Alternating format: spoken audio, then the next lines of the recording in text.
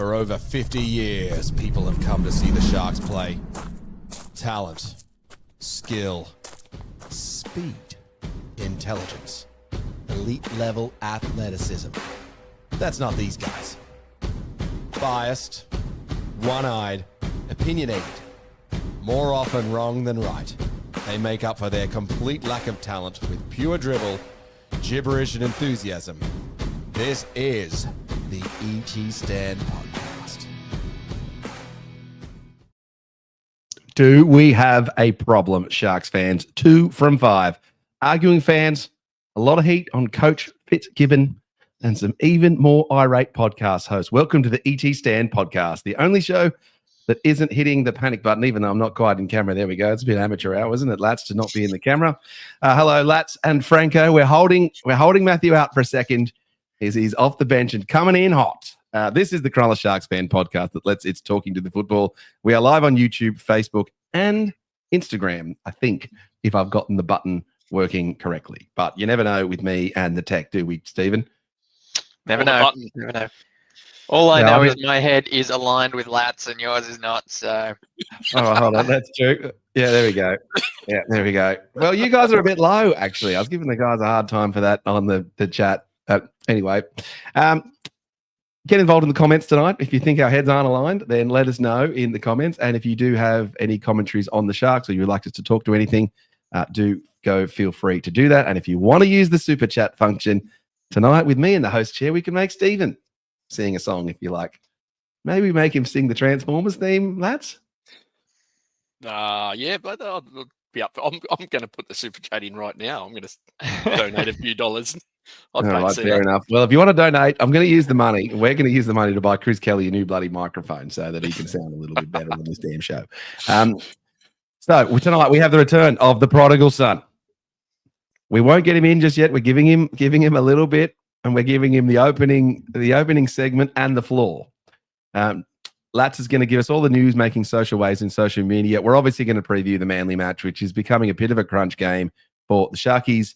We're skipping around the league because, quite frankly, we've got enough Shark stuff. We are going to talk whether or not we have a Vegas hangover. And we have the first installment of the year of Boldo's Players' Tiers. Now, I know everyone's excited because they get to see, well, who's playing well and who's not, and if their opinion matches an esteemed host and his panel of intellectual Sharks, one of these. So we'll have that at the end of the show as well. But first, let's get him into the show. We are giving him the screen and even this layout. The man, the return, the prodigal son, the icon, Matthew Williams. Hello, sir. How are you doing? David, I could be better. I think everyone could be better. But personally, I'm fantastic. The club, yeah. Should I launch straight in or? Yeah, launch straight in. How good's this set up with you just being the middle of the show? Thank you. You should just run this the whole time. I feel like, well, kind of, it's a Brady Bunch setup. But anyway, I thank you. I have the floor. I, as I said about 5 minutes ago pre-show, I had about 10 different ways of angling this. And I think I'm just going to start slowly and we may build to a crescendo here. So Fitzgibbon signed 2022. A lot of people from the outset are hitting the panic button. So as always with these things in current society, the way to go is it seems to be that everything is binary. There's a lot of people sack the coach, sack this, sack that, move this, move that. And then there's people on the far other side going, well, it's not ideal, but see it out and see how we go. The reality is somewhat in between. I have a lot of answers regarding Vegas hangovers and the like, which we'll chat about later. But the fact of the matter is we've had 2 insipid losses, you'd say. Why? Is it due to the illnesses? Don't know. But the way that we lost the other night, you could just tell it coming. I think I was almost going to put something in the group chat and go, consider this a loss and fix it and move on. And then obviously we did lose. The second that they got the ball and it was last tackle and however far they had to go and were pinned, and you could just see it coming in slow motion. And so it did. So in true Cronulla style. The good thing is, and someone else said it the other day, hey, we've had a slump in pretty much every year so far with Fitz at the helm. Why not start at round 5? We might even recover mid-year, just in time to have another slump in August.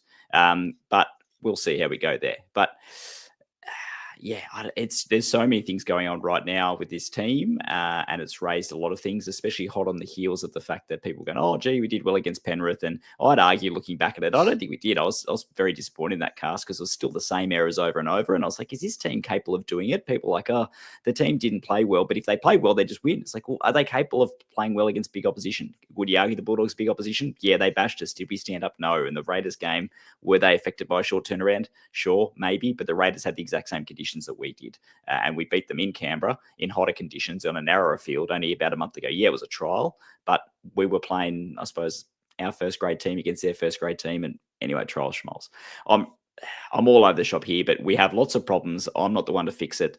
I listen to podcasts, especially Sharks podcasts, in an effort to kind of bring me back from the ledge and hopefully provide some sanity. I'm hoping that I'm able to do that, but I don't have the answers here. I'm just hoping Fitz does, and there's a lot of questions there. Spoiler alert, Atkinson on the bench again. But anyway, preaching to the converted. Over to you guys.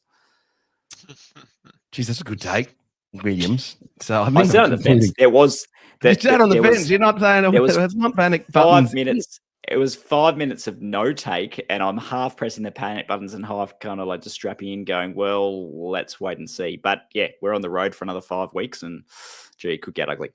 Have you done your research on the team of Williamses, or are you saving that? How many Williamses have played for the Sharks? Have you worked that out? I'll save that. I will work that out. I haven't actually done that, but that'll be revealed later in the show.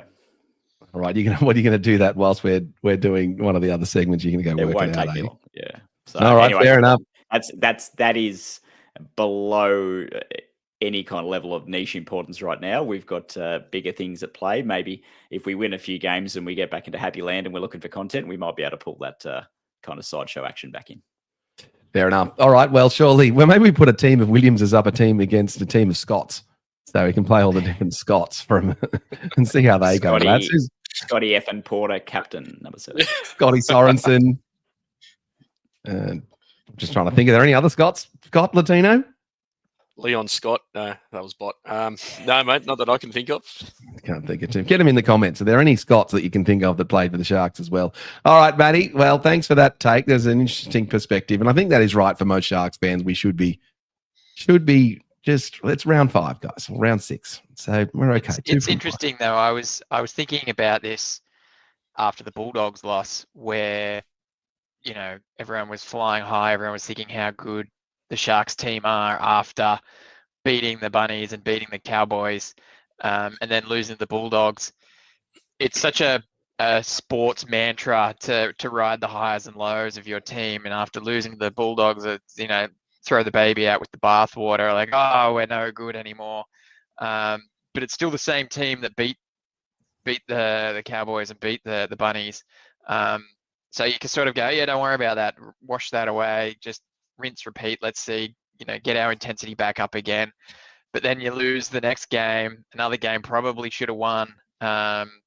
It does start to make you a bit worried. I don't think it's panic stations yet, but it's certainly something where you have a little bit of a look and maybe sort of try and think about where we can make some improvements, or what we're try and understand what the team is doing or focusing on. All right. Well, we did mention the last minute loss, and you guys know that I love talking about the pain at times of being a Sharks fan, and we go through it together. So, Matty, the floor is yours again. Where does this one rank for you versus other annoying last minute Sharks losses? In the moment, obviously there was a lot of the remote didn't go flying, but when I told my 7-year-old first thing the next morning that the Sharks led with a minute to go, and guess how it finished, and he said they lost, didn't they? And then proceeded to have a little mini meltdown. It's like, yep, welcome to be a Sharks fan. So yeah, there's a loaded question, right? Looking back at it, it's not even top 10, I reckon. I don't have a list here for whatever. I don't know. Maybe I should have had visuals and everything to do kind of a reverse streak, but it is round 5, so maybe I'll bring that out later. But some quick honourable mentions I have. So 2011 at home versus Manly, eventual premiers that year. Early in the season, we led 13-0. We let that lead slip to be 13-all with a couple of minutes to go. A kick downfield happened, is left to bounce by Isaac Gordon, literally as the siren was sounding, northern end, eastern side, and was picked up by the Manly winger to streak about 30 metres away and win the match for Manly. So that was... Jamie Lyon was involved in that one, wasn't he? Yeah, Jamie Lyon, I think maybe did the kick, and maybe... I think Jamie Lyon did the kick. It's a terrific kid. I was at that one. That one sucked. Yeah. The worst thing for me was I was working shift work in Canberra. I had blocked the score out. I watched it on delay several hours later at 13-0 thinking, how good's this? And then come full time thinking, why didn't I turn my phone on earlier? 2012 versus Melbourne. So these are somewhat recent in the last 10 to 15 years. We gave up an 8-point lead with 2 minutes to go. That is Cronulla fired personified right there. Obviously, they went on to win the premiership too. But they get two tries in the last 2 minutes, including one to, I can't remember his name, Sisawanga or someone on the right corner to win the match. Again, I've blocked it out of my mind. I just know that we led by 2 scores and gave up 2 tries in 2 minutes. Versus South, the final round of 2009. Boldo, you mentioned a few weeks ago. I can't remember who scored. I don't care really, but we led.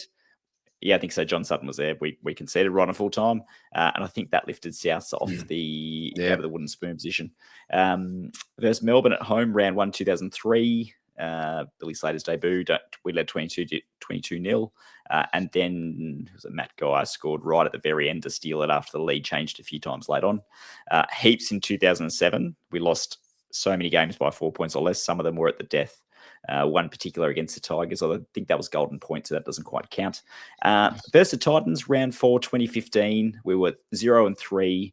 We were leading. All we need to do is wrap the game up, and Wade Graham threw a cutout pass right to left, intercepted by James Roberts, who ran 80 metres to score.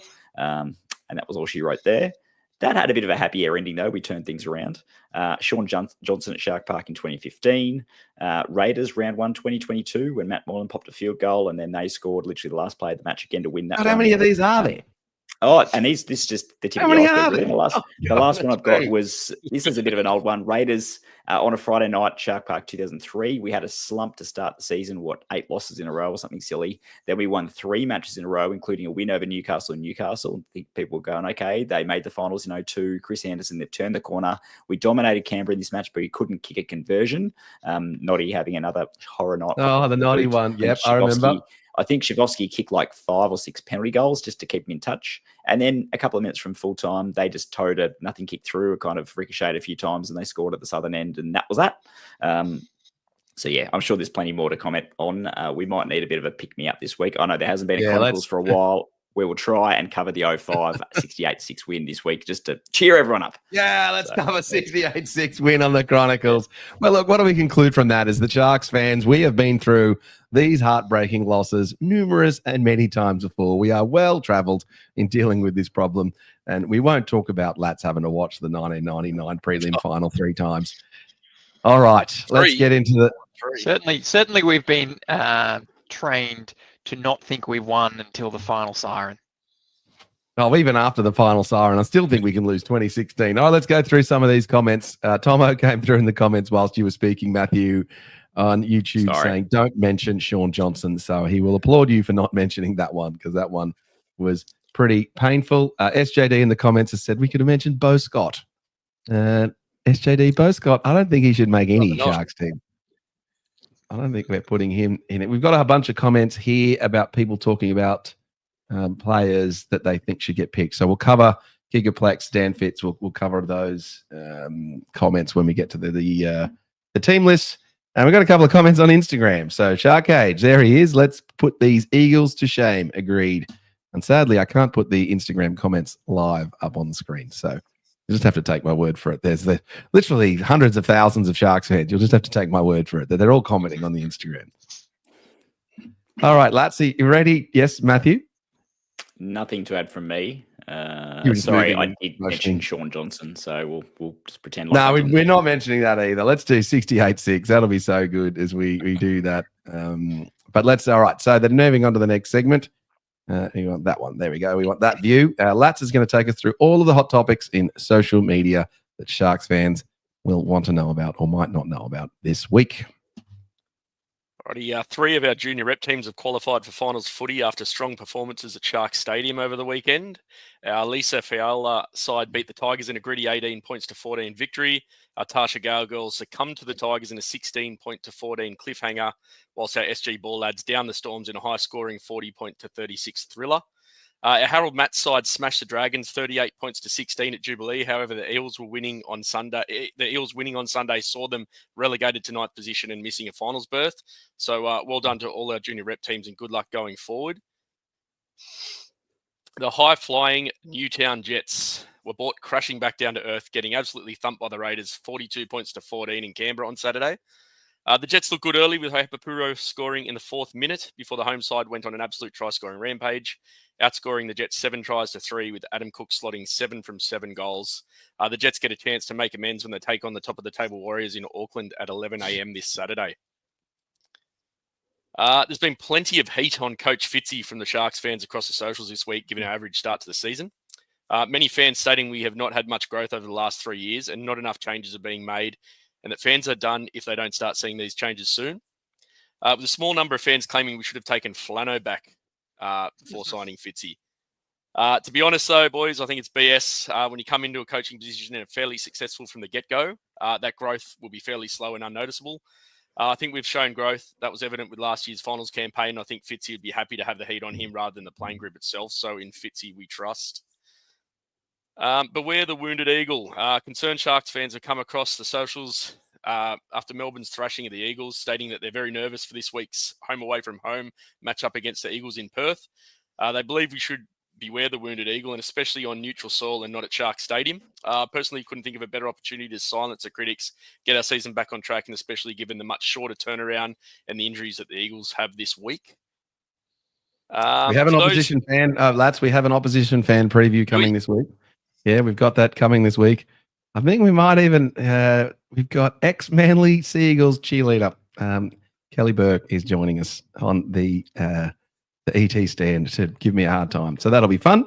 So keep an eye out for that one. And we also have the 68-6 Chronicles. So lots of positive Manly chat. So that one will be good. Alrighty, for those interstate and local fans that are lucky enough to attend Saturday's Battle of the Beaches clash in Perth, the club are putting on a members meet and greet on Thursday, 5 to 5:30 p.m. at the Adnate Hotel in Perth. Get along, get up close personal with the boys. I believe you can also register to view the captain's run also, so get amongst it. Yeah, just to call out, boys, lads. Hold on, lads, yep. just on this one. For Sharks fans that get down for the player signings, just a thing and expectation management. It is a big sacrifice for the Sharks players to get down with the player signings, and they frequently have media commitments and training commitments and treatment commitments. So it's a bit hard sometimes for all of the players to make it. And so sometimes your favourites might not be able to get down there. And whilst we all want to get a signed Marween Hiroti jersey, some of the players sometimes have to get, treatment. Was that Kyle Hero? Or Kale Hero, exactly. Or Kale Hero. No, I just figured I'd use Marween Hiroti. That wasn't the example of the person. One of the players wasn't available and down in Las Vegas. And so it was a bit disappointing for some of the Sharks fans. So just remember, Sharks fans, as they are rugby league players first, and we're trying to win first grade, but they will do their best. And hats off to Dino Mezzatesta. He was very diligent in trying to make sure that Sharks fans got to meet the players that they'd lined up to meet. So, but it's a great opportunity to get down and meet the Sharks players and get any memorabilia you might want to get signed. Latz can get his forehead signed if he wants to head down to Perth, can't you? Well, Hiroti straight across the forehead, mate. How good.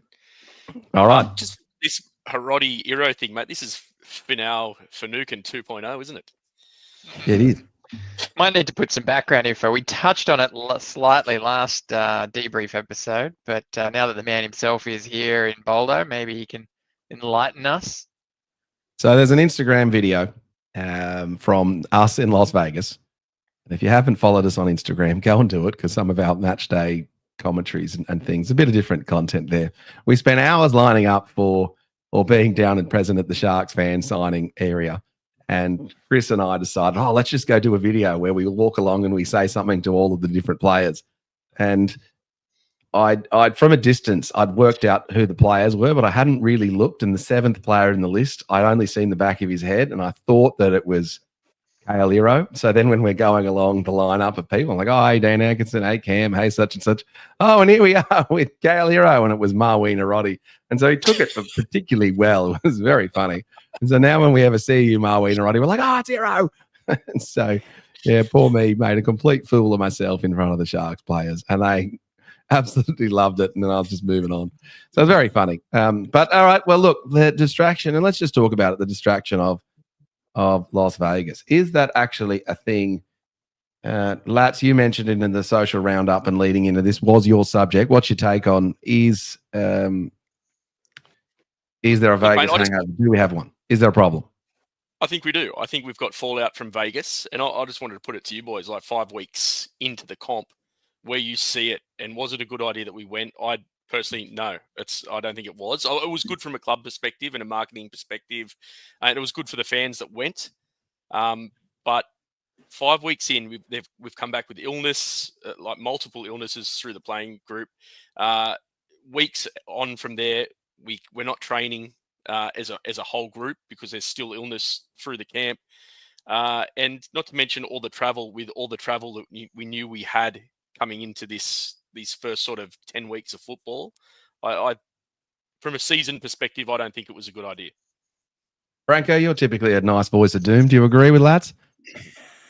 You know, I do, but I don't. So I don't. I'm on the record for saying I don't think the NRL should be taking games to Vegas anyway. I think it's a bit of a waste of time in general.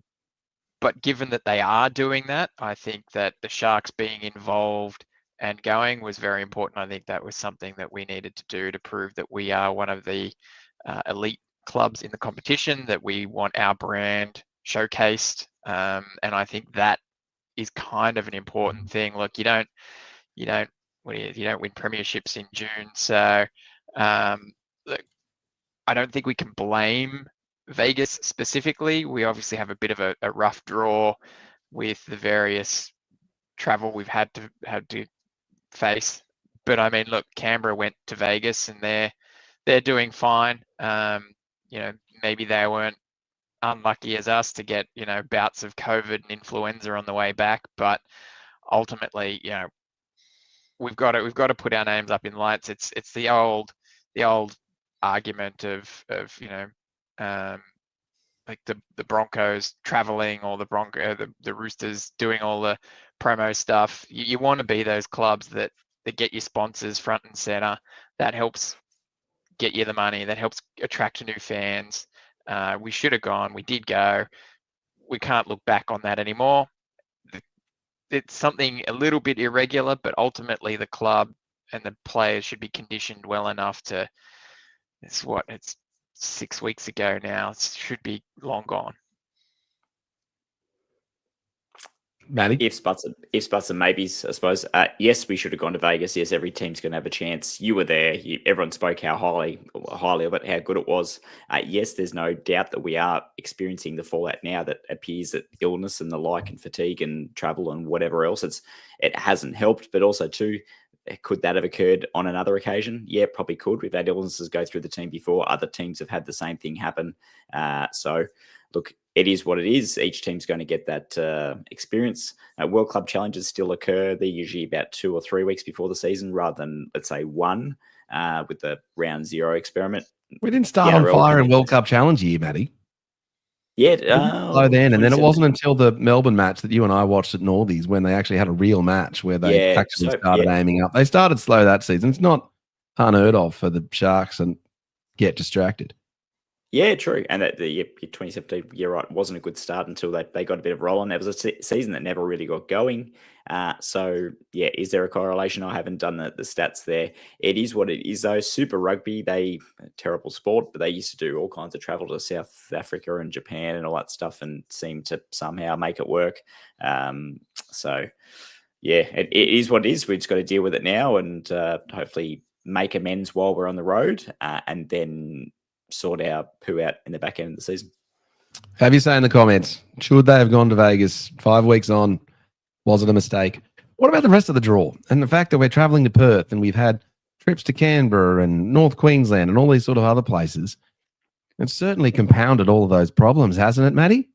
Being devil's advocate, though, so 2023, we snapped a streak against Souths in Perth, and they were talking about how good that was to get away and get, I suppose, you were talking yourself about that, the benefits the team gets, kind of team galvanizing experiences from those things like road trips, like when you go on a trip with mates together, especially go through Europe or North America or Asia or insert location here, it does create a bit of a different bond. And they said that had happened to the team in 2023. We won in Perth, then we went to Townsville, and we moved around a bit and got some wins there. So there's that benefit to it.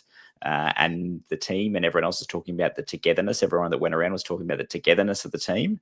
Now, hopefully, as a byproduct that gets it through this tough time, slicing and dicing the team like everyone's suggesting. Don't know if that'll help, but you do need to make changes. That's a side point. But it's, as always, there's no clear black and white. The togetherness of the team from Las Vegas, the trip and the club is certainly one of the benefits. And I'll just preface this before I transition to Franco's response is you don't win a competition in April or May or March, but you can certainly lose one and lose a spot in the 8. And when we're looking at the top 8 and how that shakes out in the last 2 or 3 weeks, and we're saying, how many games do we need to win? Yeah, win against the Raiders is going to turn out to have been pretty handy for us when we're trying to jag that top 4 spot at the end of the season. Stephen? Oh, absolutely. You're not wrong there at all, mate. But I guess we don't really have that much of a say in the draw. We knew Vegas was round 1. But they can opt out. Like Melbourne Storm opted out. They said no. We chased it. So we were in. We knew we were doing Vegas. The Perth thing, obviously, we take a game away to Coffs for the last 4 years. That agreement is now over, so there's no game at Coffs. It's now in Perth. Perth is a double header, so I'm not entirely sure what say we have in when that Perth double header is. I'm sure taking Manly to Perth would not have been our first choice, given that would have been pretty much a sellout at Shark Stadium. You would have taken another team like the Warriors or Titans or something like that over there to Perth. So I'm pretty sure we didn't really. The Dragons, Franco. No, you wouldn't. You wouldn't be taking the Dragons there. But look, you would imagine that this was something that we didn't really have much of a say in.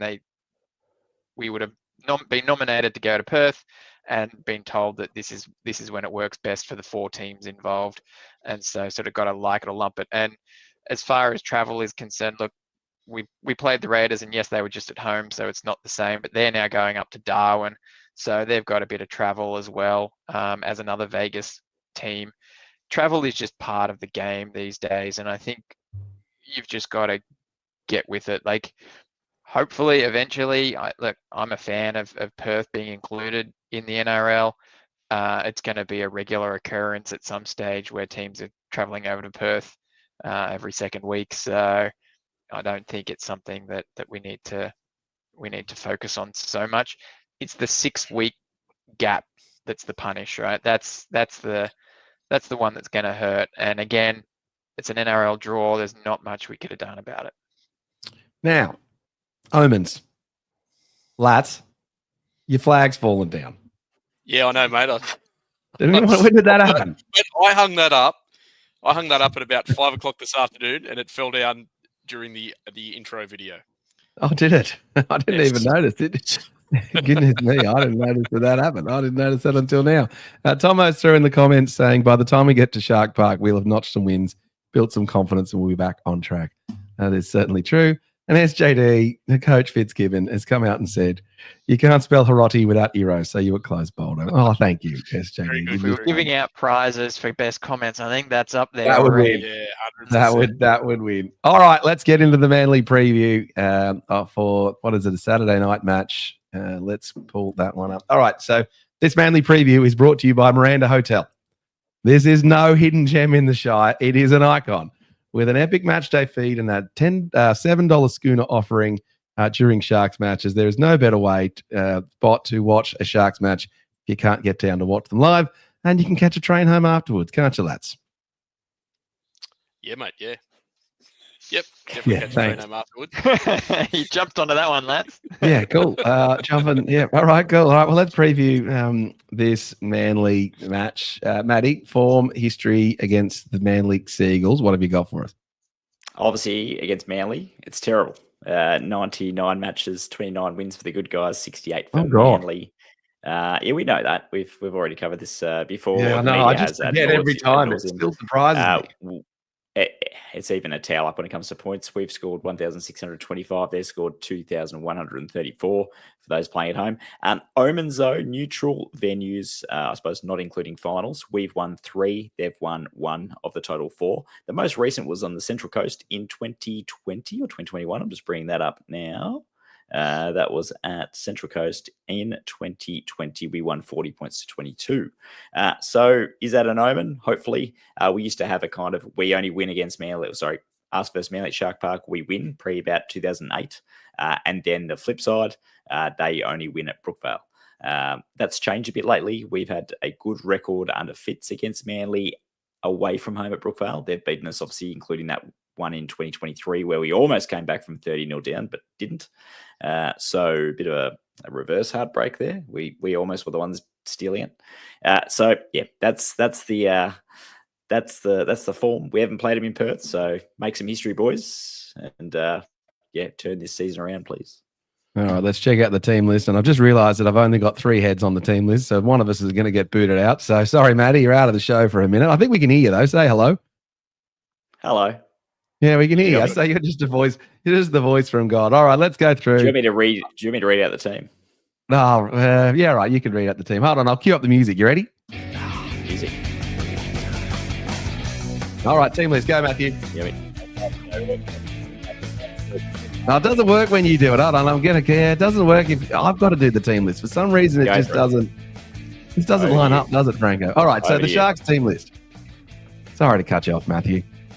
The Cronulla Sharks team list to take on Manly in round 6. We have William Kennedy at fullback. Sam Stone Street is still on the wing with Ronaldo Mulatalo. Jesse Ramian in the centres with Latz's man Marwi Narodi, Braden Trindle and Nico Hines are the halves. Aidan Fanua-Blake continues his dominant form up front with his partner in crime, Oregon Kafusi. Probably needs to lift a little bit. Let's see where he sits in the tiers. Blake Brayley is the hooker. It is a consistent back row. Britton Nickera, T. Wilton and captain Cam McInnes with a bench of Daniel Atkinson still there on the bench. Siasif Talakai is back. Toby Rudolph and Tommy Hazelton. The coach is Craig Fitzgibbon. Cue that music out. Yeah, it doesn't work, the music over the top, unless I do it for some reason. It's a problem with StreamYard. I'll have to mention that to those guys. What do we make of the team list? And again, we've got just the same stuff again. Daniel Atkinson's in the comments here. Who said it? Gigaplex. Atkinson on the bench again. What's the points? Our forward have been getting handled besides AFB. Needs some poor punch. Williams, can you give us a response to the Atkinson on the bench conundrum? Mystified. So Atkinson seemed to come on the other night. I was a bit confused. He seemed to be playing lock for McInnes. He's a small body. He had a couple of good runs, but he got monstered a few times too. Hohepa Puru was fantastic in the trials. If you listen to the guys at Fins Up and others too, a lot of people talking, going, hey, what's he got to do to get in the side? I agree there. It's not... are they holding him as coverage? Should he be 18th man instead for if something happens to Nico and Trindle? Yeah, it's just baffling. But obviously, I don't know, is it... There's some smart coaches there. You got Steve Price and Daniel Holdsworth and the like there too. So, confusing. It's one of those things that, look, it's not just because he's going to the Dragons that it's a talking point. We were sort of saying this late last season when they were sort of tinkering around with the bench. We performed really well with 4 boppers on the bench. Just the team structure seemed to work a lot better. And as I mentioned, it's no reflection on Atkinson and how he plays, because he's a talented player.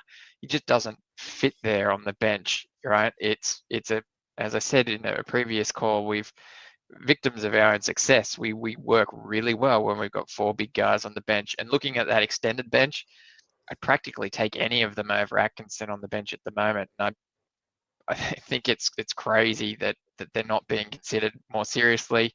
I know Huepa had a bit of a shocker in defence on the weekend in the Jets team, but ultimately he's pretty good player from what I've seen, and more exposure to first grade's only going to get him better. Billy Burns also Oh, had a cracker, I thought. But Franco, back to your point, Talakai covers the outside backs for us in the centres. It's not like if we have Talakai, we don't need Daniel Atkinson, do we? Exactly. Yeah, I agree with that one. He's our utility, but also has the punch in the middle if we need it. So I think Daniel Atkinson is a bit of a wasted space for us. You know, luxury with someone like Hiroti in the team now as well. If Talakai needs to go into the centres, then Hiroti can go to the wing or fullback, assuming he wasn't the one being replaced. So, our outside backs are well and truly covered. There's a All track right, well, a record. few comments. Hold on, let's just go through the comments, lads. So a few comments here. Kevin Coyle on Facebook saying 4 forward bench is needed. Last year it really worked well for us, and that was without AFB. Tom Ode came through in the comments saying it is a complete wasted spot. Some of the forwards need to lift. And then Paul's never critical about anything, but just saying Fitzy is about as flexible as a pool cue. Piru should be in there. Maybe they're using Atkinson to buffer prevent injury early in the season. Yeah, maybe. But it's not like he's coming on for Nico. Cute new Peru, nice rhyming few. Coming through SJD. SJD's definitely winning the comments tonight. And then Stuart Campbell, Atkins is fine when the rest of the bench is playing more than 20 minutes. But the bench isn't playing 20 minutes, and I don't think we can expect that from our forwards. All right, lads, I'm going to throw to you. Marween Hiroti is getting a little bit of love these days. Your mate. Mate.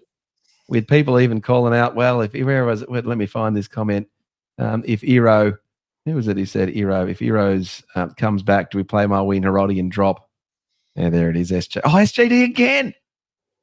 How good is SJD? SJD in the comments saying if Stone Street is still having shockers under the high ball and Hiroti keeps being a goat, do we make a swap when Ero comes back? Lats, your response? Mate, I think Stone Street is still getting his confidence and working on his game. I'm happy to have Hiroti in the team. He's been awesome. He proved me wrong the last couple of games he's played last year and this year. Really put it to Souths when he played, and also I thought he had a great game the other night. He was, best centre on the park, apart from Seb Chris. We won't go into that. Mate, yeah, I rate him. I'd be happy for him to have a wing spot. He's strong. He can find the try line. He busts his way over. He's done plenty of it in the knock-on effect New South Wales Cup for the Jets. And yeah, mate, I could see him being a regular first grader for sure. The forward pack, Matty, what's your take on them? I think we're missing Royce Hunt a little bit. Was doing the chats in my circles. I don't think we're getting enough out of these guys. What's your take on that makeup? True, it's a good point on Royce Hunt. We were only getting about 20 quality minutes out of him. I thought Tommy Hazelton looked good the other night.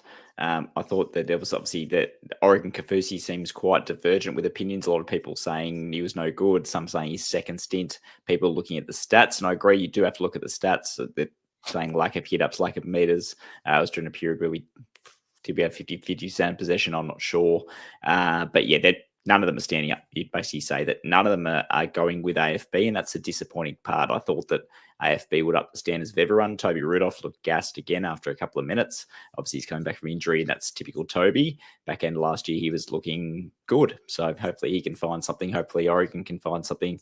Tukahai Tapua, yeah, he's not named this week, needs more minutes. I thought he was providing. He's been looking good. I thought, yeah, so short stints again, looking good. Tommy was looking good for short stints as well, but it's all short stints. And Royce Hunt, again, was a short stint kind of guy too, and we haven't had anyone step up yet. BHU's been a big disappointment so far this year. I reckon he's been all right, BHU. No, I said he's been disappointment. He's not in the team at the moment. He's injured. He was injured again. Well, he was lacking prior to the injury. So was he injured? We were hopeful of a big season. I think he's. Look at you in the comments. Has BHU been in bad form? I don't think he's been that bad. Franco, I thought he was. Hasn't been great. We were talking off the back of those couple of wins that we were hoping he would ramp up into the season because he was probably our weak link in the forwards. There was discussion that it takes him a few games before he sort of hits his stride, as we've seen in the past where he gets an injury and then it takes a few more weeks before he gets back up. And unfortunately, our last few seasons, those injuries have been kind of sporadic throughout a season that cruels any momentum he's had. And that hasn't been able to reach that devastating best that we've seen him at. So yeah, he was sort of not where we wanted him to be by the time he got injured. But jury was still out if he was performing poorly or if it was just, as we've seen before, where he needs that ramp up. And I think you guys are tough. He's better than 2024 BHU. He was shocking last year. True. I think compared to last year, he was better, but he's not back to peak BHU. The key part is none of them have gone with AFB yet, and the other part is just bring back on a summary on the half on the bench. Fitzgibbon's got form, so he did it for a long period of 2022 and 2023 with carrying Trindle on the bench, and he was kind of coming on for like a 10-15 minute cameo lock, second row. Yeah, that didn't work either. Yeah, and that wasn't really working. And then again, when Moylan was dropped, doesn't work now. Moylan wasn't fully dropped either. Moylan hung on the bench too. So Fitzy they should never have dropped Moylan. We know that. Of a track record of 3 forwards and a half on the bench, which, yeah, as we said last year when we were going well, we had 4 forwards on the bench. So and arguably last year was our best season. So. Well, it's all right. Bit of love. Not so much love for BHU. Kevin Coyle in the comments saying BHU's only good game was his last before he got injured. That's true. That's what I thought. See, Kevin, I reckon you're on point there. I thought he was playing all right. And then SJD, just again with the comments, BHU's play the balls have been slow since his major injuries. That's definitely right as well. Let's go look at this Manly team before I get Lats to say what his opinion is of the Manly team. I will go and read it out because apparently... Oh, no, I don't want that view. I want this view. Sorry. No, that view. This is going well. There we go. All right, the Manly team list. Let's find an appropriate song for the Manly team list. All right, the Manly team list. Back on the start. Round 6, 2025. That's fullback Lehigh Hopewadi in place of the injured Tommy Turbo. On the wings, they've got Jason Saab and Clayton Faulalo. And on the centres, they've got Tulatau Koala and Ruben Garrick. Geez, I really should have read these before I just volunteered myself to do these. God, these are incredibly different. Ruben Garrick still having nightmares. In the halves is the much maligned Luke Brooks and Daly Cherry Evans, who might be playing his last game for Manly as he gets shipped out to the Roosters to replace Chad Townsend. In the front row, they have Josh Aloha and, oh goodness, Siu Takeo. Is that how I say that, lads? Takeaho. The hooker is Jazz Tavaga, and then in the back row they've got Hamale Olakuate, got that one right, and basically the rest of the Trebojevic family at 12 and 13. On the bench they've got Jake Sinkerman, Nathan Brown, Ethan Bullimore, and Tofoa Sipley. Good. I just apologise, Manly, but I don't like Manly players, so bug you. And then they're coached by Anthony Seabold. Lats, what do you make of the Manly team? Mate, it's still a strong team.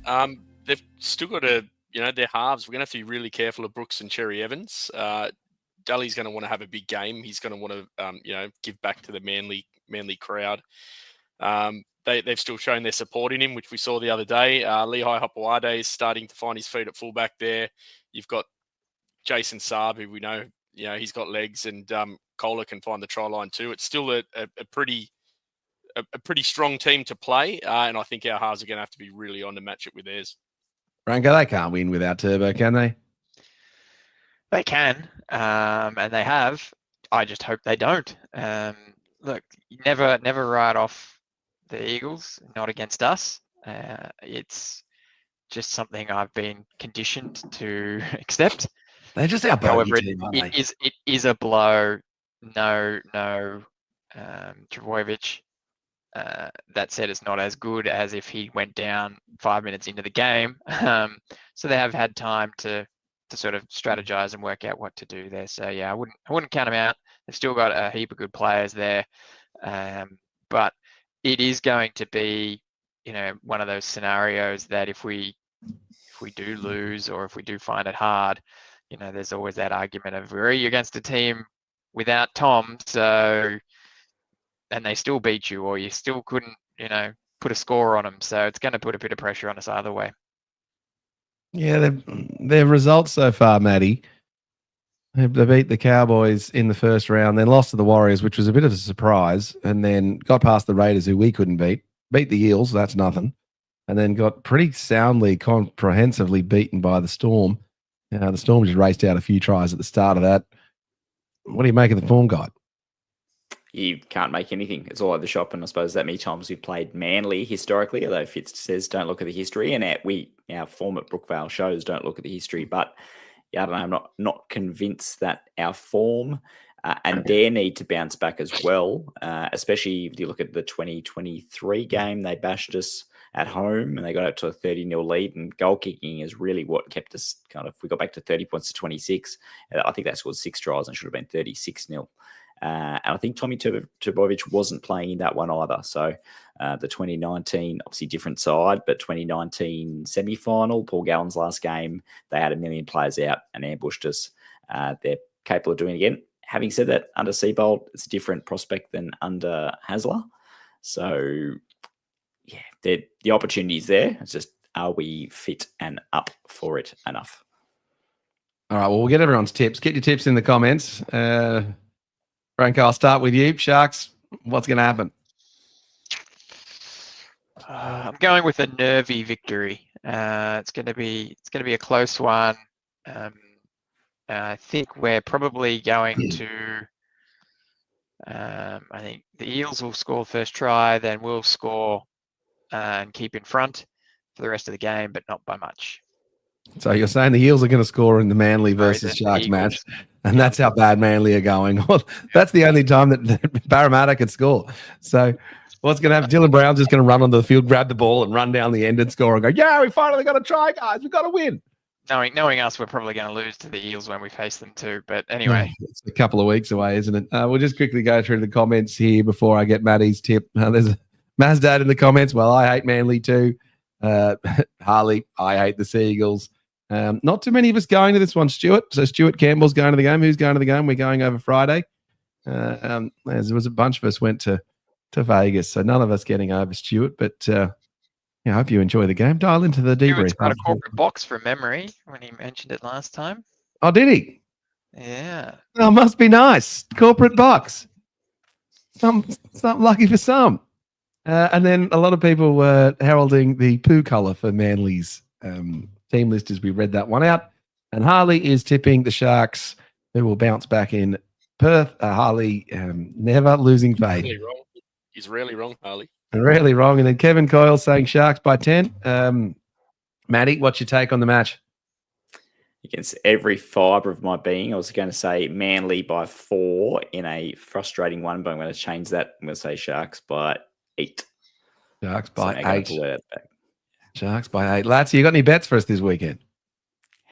Mate, yep. Firstly, I'm going Sharks by 4. And a bet I like is Britton Nickora, first, second, or third try scorer into Olakawatu anytime. Should net you about 15 to 1. Well, there you go. Gamble response. That's not such bad. We got to get our gambling thing up where you can follow how hopeless you guys are. So actually, you got the record.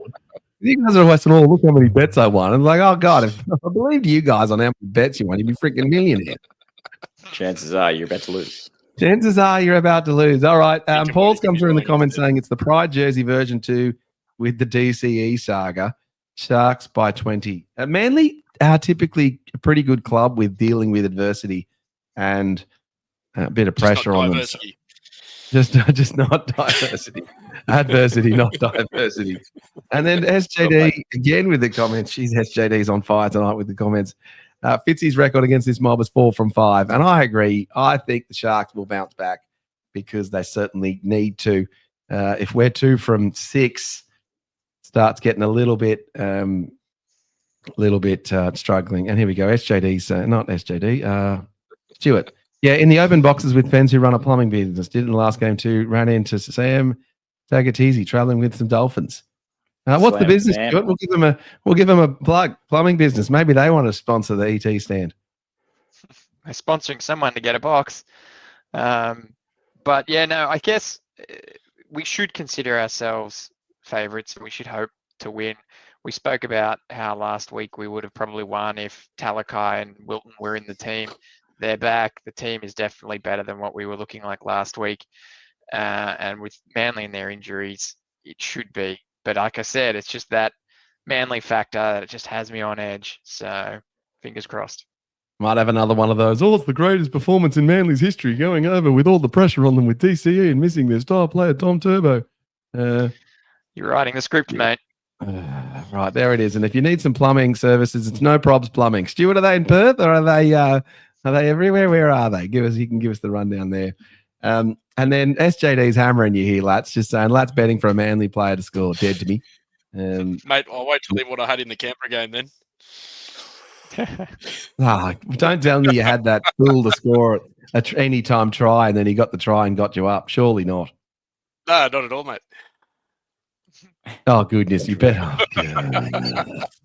mate, if I was there, I would have smashed your phone. And last comment here from Craig Gearing. Good recent record against Manly and in Perth. I think that's right. Maybe the Sharks can do well. All right. Well, look, I'm going to tip a Sharks win. I think so. We've got all of us are tipping a Shark win. Now, if you want to get involved in our tipping comp, do get involved in the Discord channel, which is the commenters all the way up here at the top. If you can't find the Discord channel, there it is. There's the link there. A bunch of like-minded Sharks fans. And a whole bunch of carry on. Good for game day chat.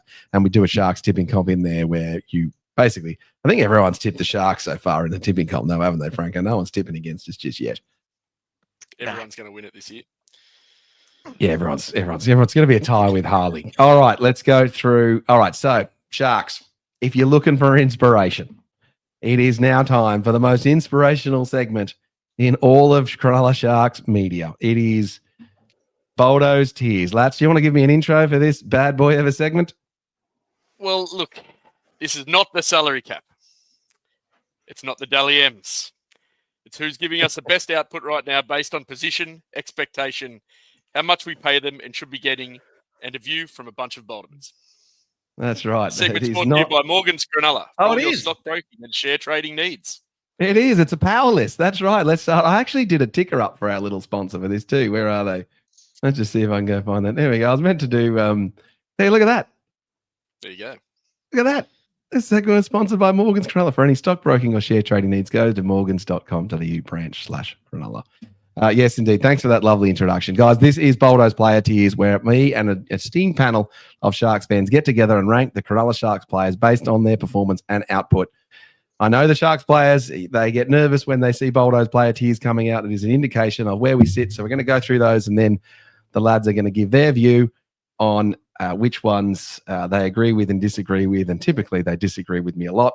And what we do with the Player Tiers is we rank the players and we give it a theme.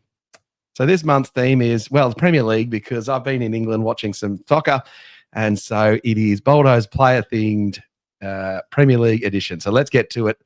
Who are the worst Sharks players right now? All right, well, these guys, they're getting relegated. Stone Street and Daniel Atkinson. As per the Premier League, they are sitting down the bottom with a bit of pressure on Sam Stone Street. People calling, even Lats calling for the return of Marween Hiroti to take Stone Street's place. The Goat Street, a lot of pressure. And Dan Atkinson, not sure if you should still be in the team unless you're in the number 6 or 7 jersey and we have an injury. On to the next. Leeds United. Well, why are these guys Leeds United? Because Leeds United aren't in the Premier League and everyone's hoping that they're going to come back up because they're a very popular team in Australia. Everyone's looking forward to seeing Cade Dykes return to the field. I saw Harley comment that he was returning this weekend, and the return of Jesse Colquhoun's been back for a week or two. So we're hoping that they can get back into the team and make a bit of an impact. On to the next. The FA Cup. Tukes and Hiroti, and I've spelled Hiroti wrong there, Hirori, because it's kind of like Hero, and I'm scrubbed out Hero. So why are these guys the FA Cup?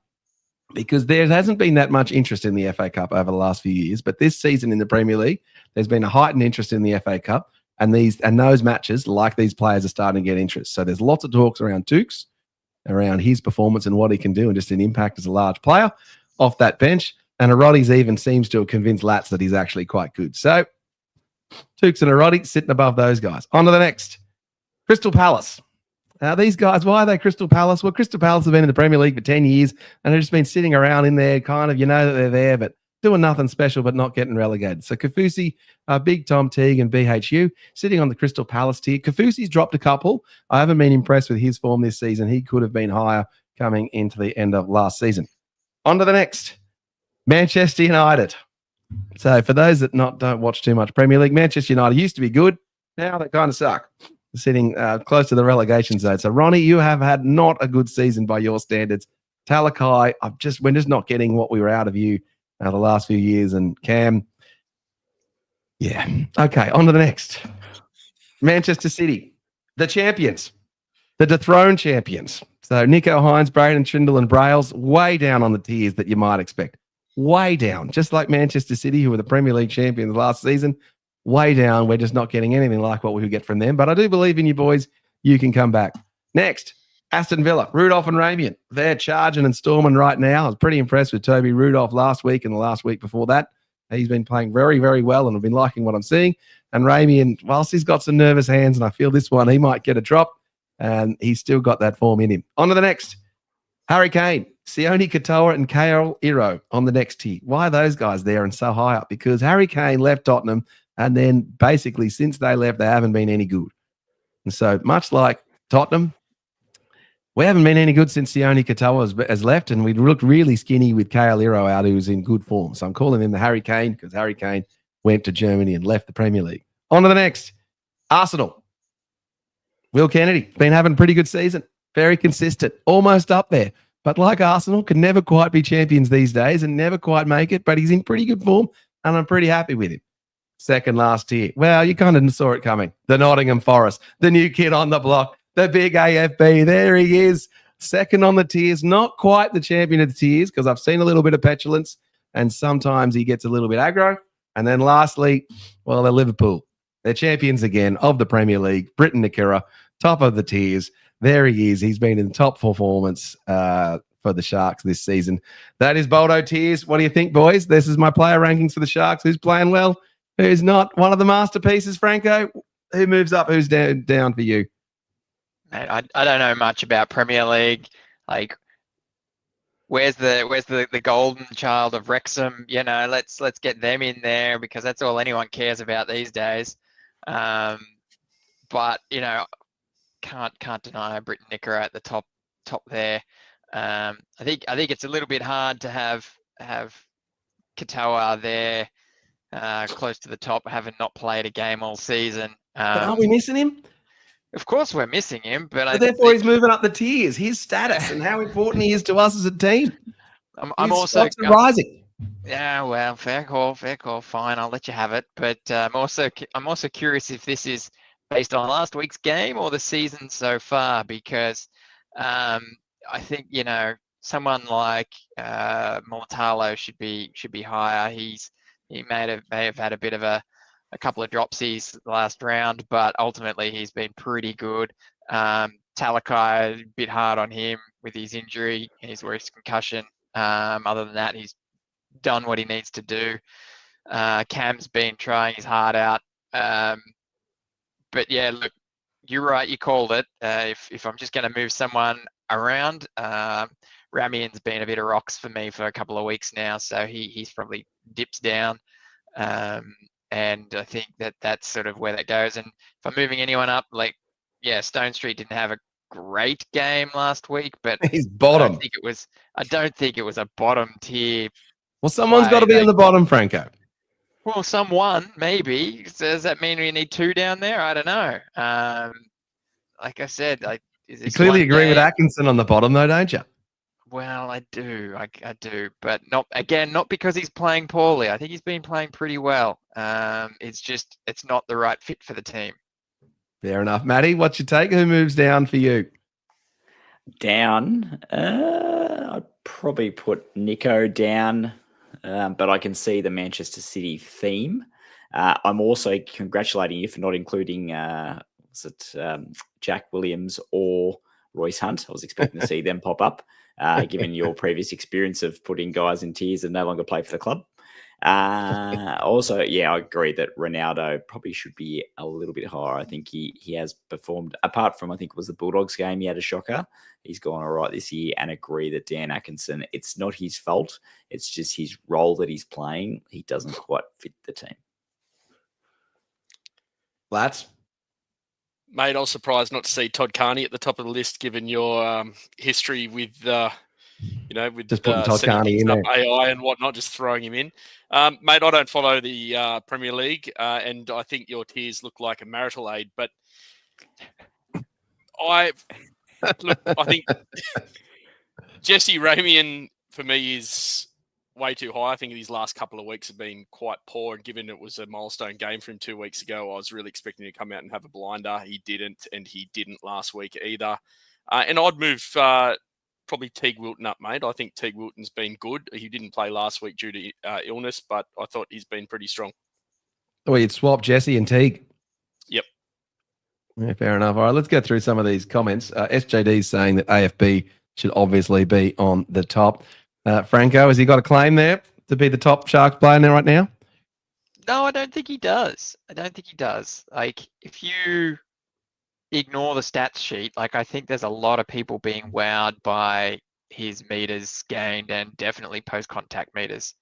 But if you look at Britton Nickera, I think he's doing a lot more both on and off the ball than, say, AFB is at the moment, and certainly scoring more tries. So, I think Nickera is my man still up there. I'll counter that and say, where are we at if we didn't have AFB, for example? Because I think our go forward would be atrocious without him. And Nickera, yes, he scored a few tries, which has been good, but hasn't.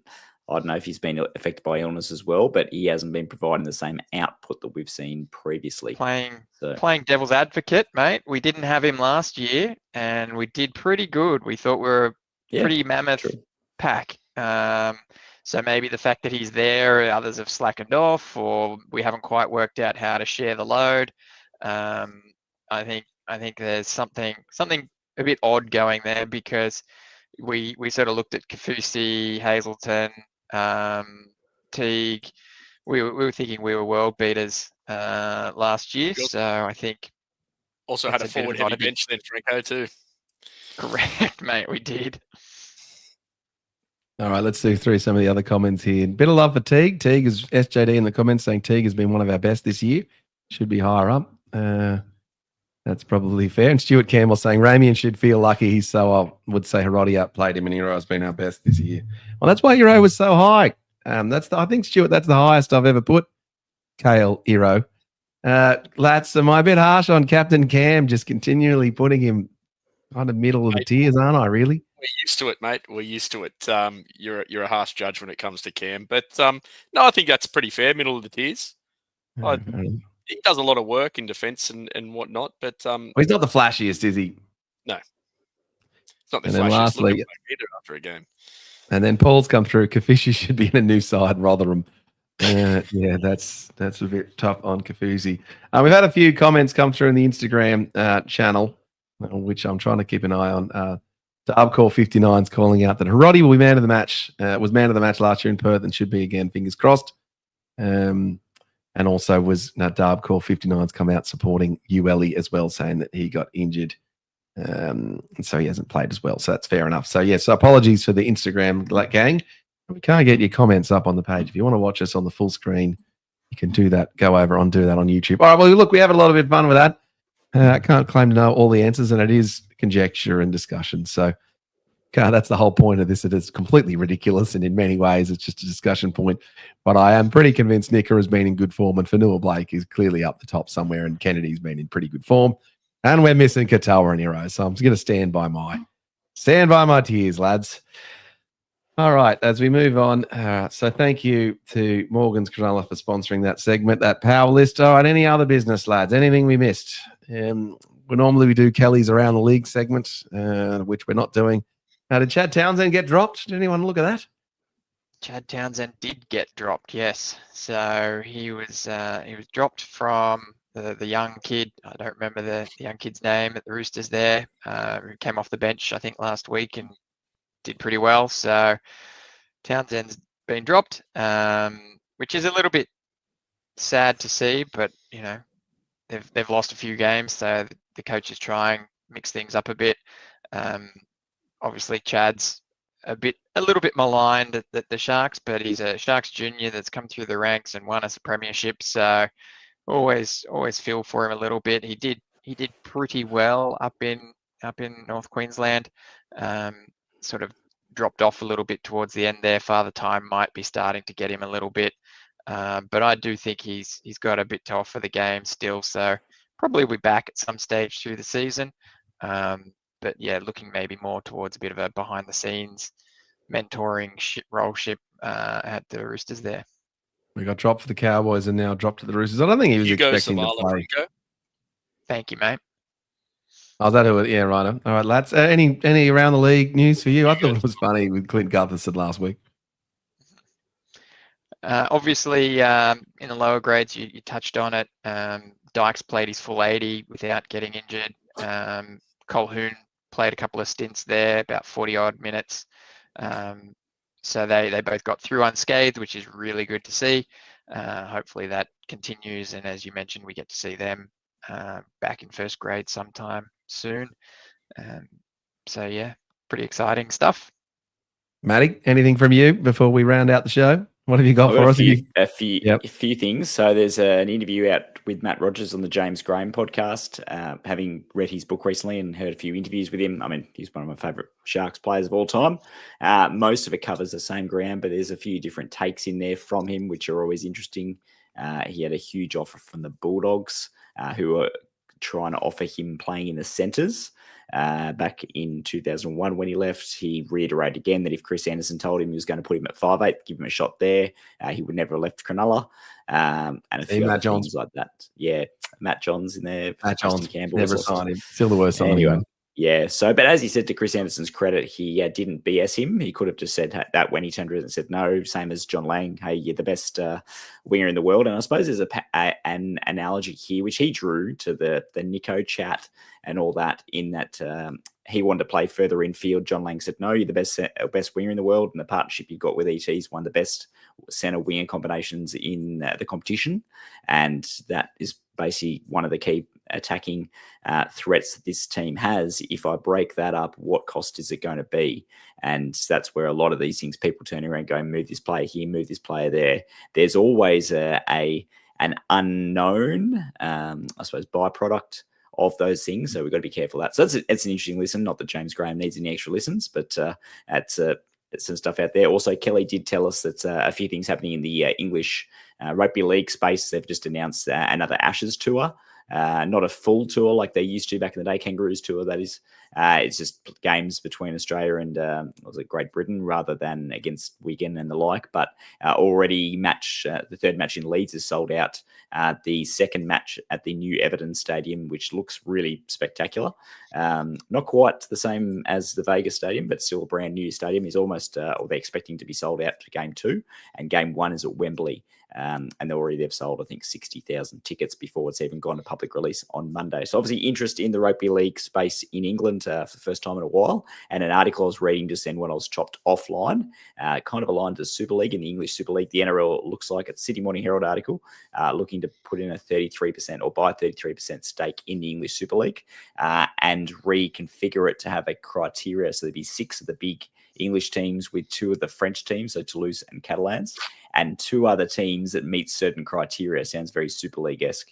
To round out the 10, and the NRL's got good big plans to try and renegotiate broadcast rights and try and revitalise the English game and I suppose align it with the Vegas strategy and the NRL strategy. And obviously PVL's done some big things here.